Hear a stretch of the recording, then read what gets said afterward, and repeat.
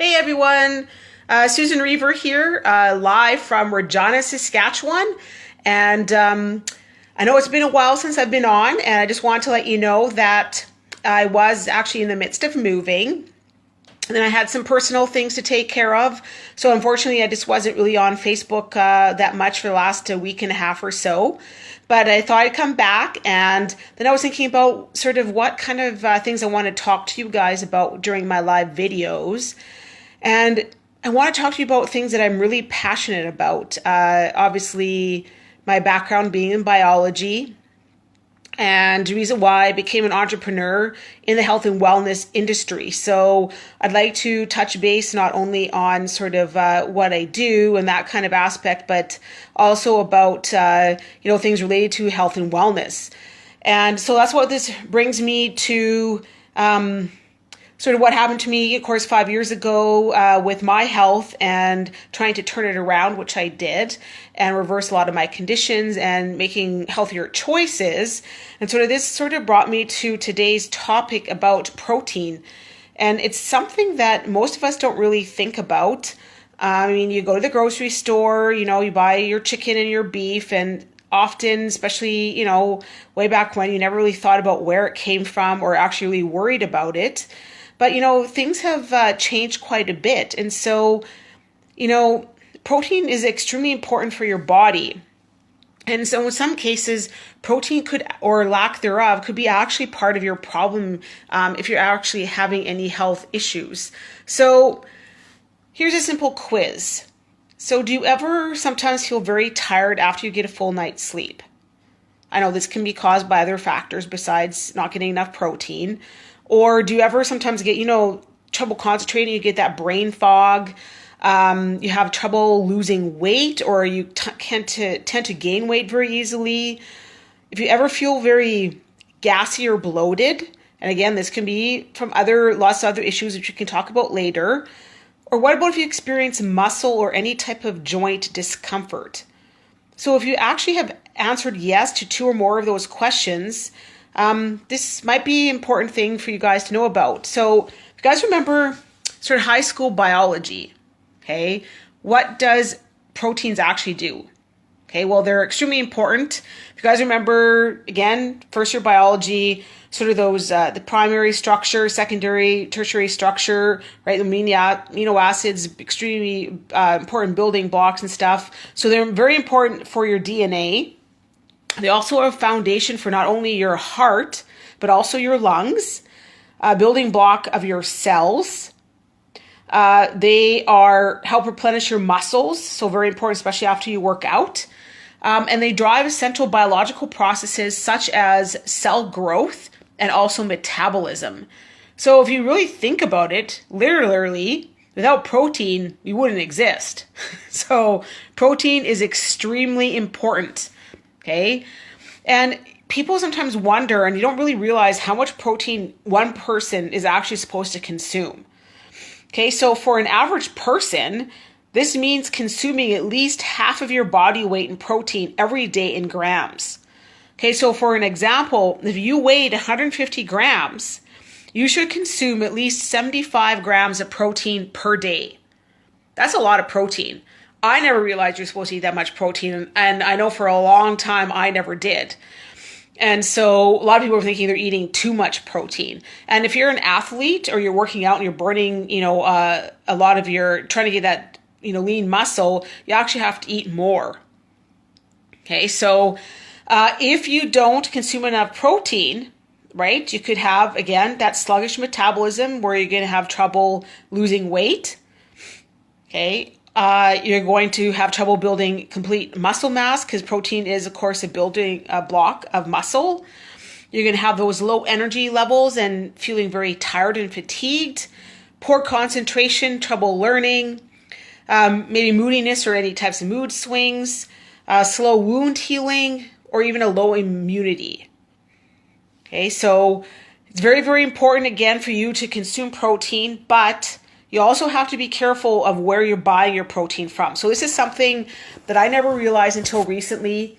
I knew a lot more about the differences, especially in personal care products, and are sort of the legal differences between what the FDA does and Health Canada and what to kind of look out for. But I never really thought about it when it came to meat. Okay, so if you ever wondered, so if you ever go to like Burger King or McDonald's and you buy those like double cheeseburgers or those Big Macs, and in some cases you can get those little, cheeseburgers for like $1, or in Canada probably it's like $1.50 or something. Right? So why can you get that meat so cheap while you can't get that in the grocery store? Well, there's a reason why some proteins are so cheap, and you may not want to hear why. Okay, so we're going to talk about factory farms, okay, and their methods. So they're not very healthy, not very environmentally friendly. Many of them, of course, use heavy chemicals and pesticides, disrupt the food chain, and of course, they can increase your antibiotic resistance. Okay, so what happens when you go to the supermarket and you're buying your beef or chicken and fish from there? Guess what? Guess where it's coming from? In most cases, it's coming from these factory or industrial farms. And on these farms, and it's sad, never used to be this way when you have the small farmer. Now these small farmers have been bought out by large, big chains. And so everything has become, bigger. It's all about producing more for less and money, right? So unfortunately, most of these livestock, especially in these large industrial farms, are treated with antibiotics. Okay, it helps them give birth faster. They're also injected with high doses of steroids for the same reason. And then in the end, right, they're stuck in these small little places, overcrowded, and most of them can't even turn around, which is very sad. And in order to keep them healthy, right, so that they're actually, live long enough so they can produce good meat so they can get slaughtered and the company can, of course, make their money back, they're, of course, injected with antibiotics.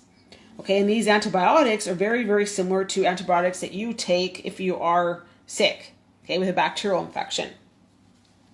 So 90% of American calves are treated with hormone growth promoters. That's actually a scary thought. So every dollar spent on these hormone implants increases returns for the manufacturers by about $5 to $10. So, shocking fact is one of the hormones used to treat beef, again, can increase tumor growth in human breast cancer cells. And this is according to a study done by the Ohio State University researchers. And it's not by a small margin. They're talking about tumor growth rates at levels that are actually 30 times what the FDA considers to be safe. That's a lot.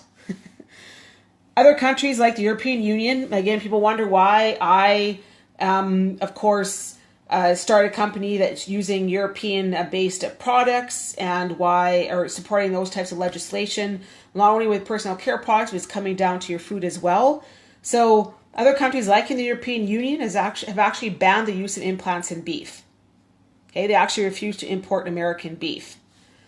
And the most disturbing of all, just like with a lot of other legislation, the FDA does not require hormone use to be listed on labels. So manufacturers can load up without any real way of us knowing about it because it's not on the label. So how do we know that's even in there or what they're doing?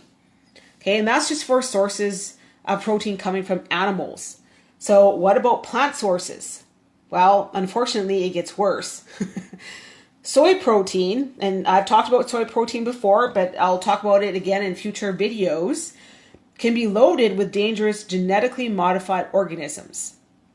So non-organic vegetables and beans can really wreak havoc on your gut.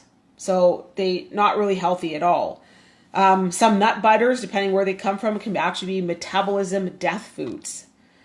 So what does this mean for you? Okay, so the reality is most conventional meats and protein sources are loaded with chemicals and hormones, chemicals that can reverse the benefits of actually eating that protein and negatively impact your health. So that's really what it means.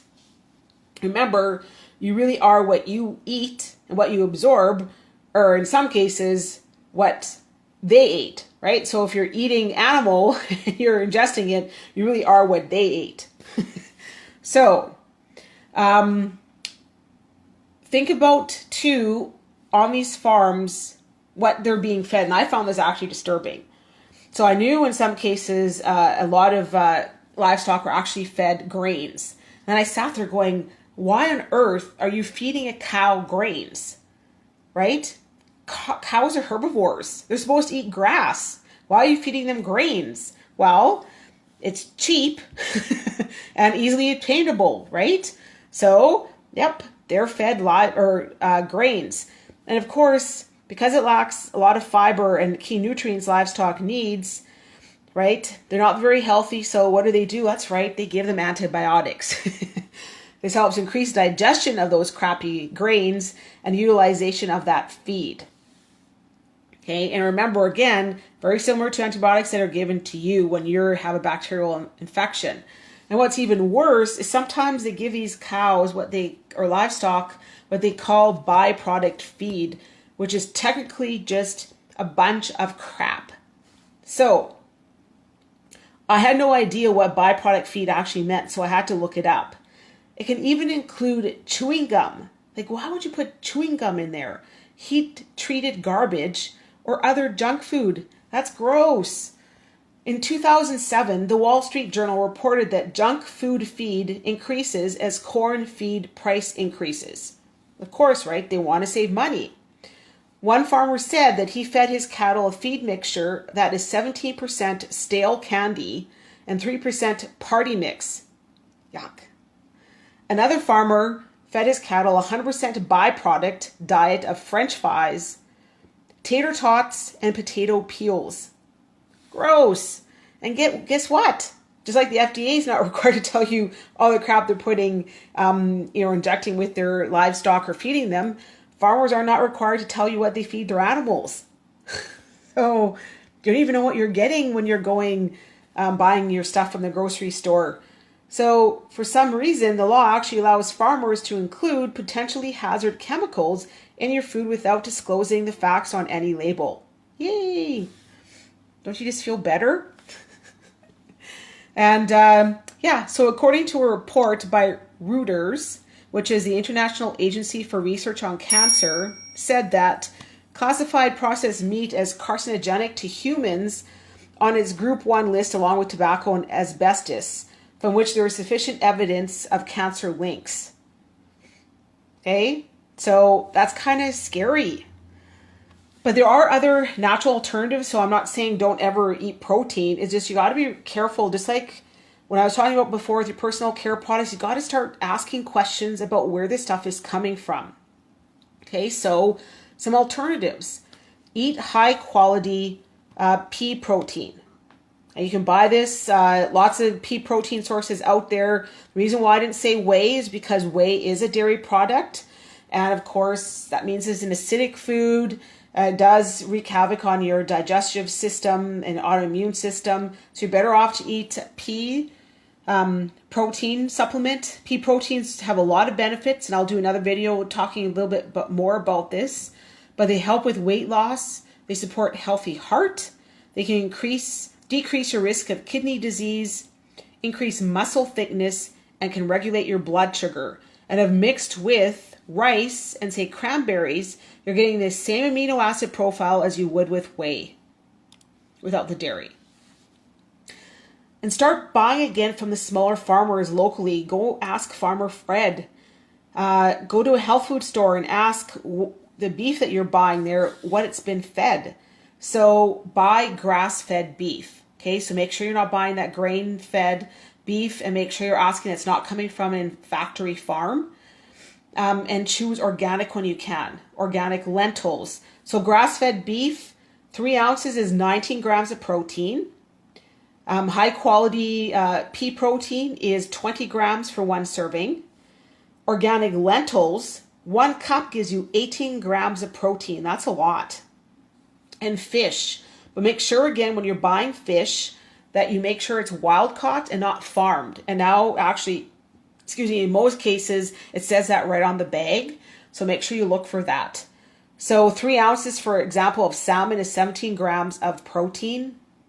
Again, organic chicken, only 1 chicken breast is 16 grams of protein. raw milk, and this includes looking for it even in your cheese. You can actually see that's organic raw milk. A lot of cheeses now are made with that, so make sure you're looking for that as well. 1 gram gives you actually 8 grams of protein, and look for free range eggs. 1 large egg is 7 grams of protein. Okay, so lots of different sources. You just have to, again, when you're out there, start asking questions again about where your food is coming from, and make sure you're reading labels and buying local and supporting people around you like we did in the older days. Okay, so lots of good still protein sources out there that you don't have to start buying these factory farmed meat. So again, you really want to truly go organic as much as possible. Shop local, and again, consider using a supplement like a pea protein. And I can talk about this in another video, like one that I use myself. So hopefully this helped, especially when you're going out and buying protein. And making sure too that you're eating enough. Remember, you have to consume basically half your body weight in protein a day. So I'm sure some of you aren't eating enough. Again, making sure you look at your labels and stuff when you're out there grocery shopping. So I hope you found value in this video and that you really found it helpful when you're going out there shopping. And if you have any questions about maybe where to get some of these products or some other sources of protein, really please post a comment below. I'd love to hear from you. And we will talk to you again tomorrow. I'll come up with another sort of health and wellness video for you guys. Great being back. Hope you guys had a great Halloween. And missed you guys. And we'll talk to you soon. Good night.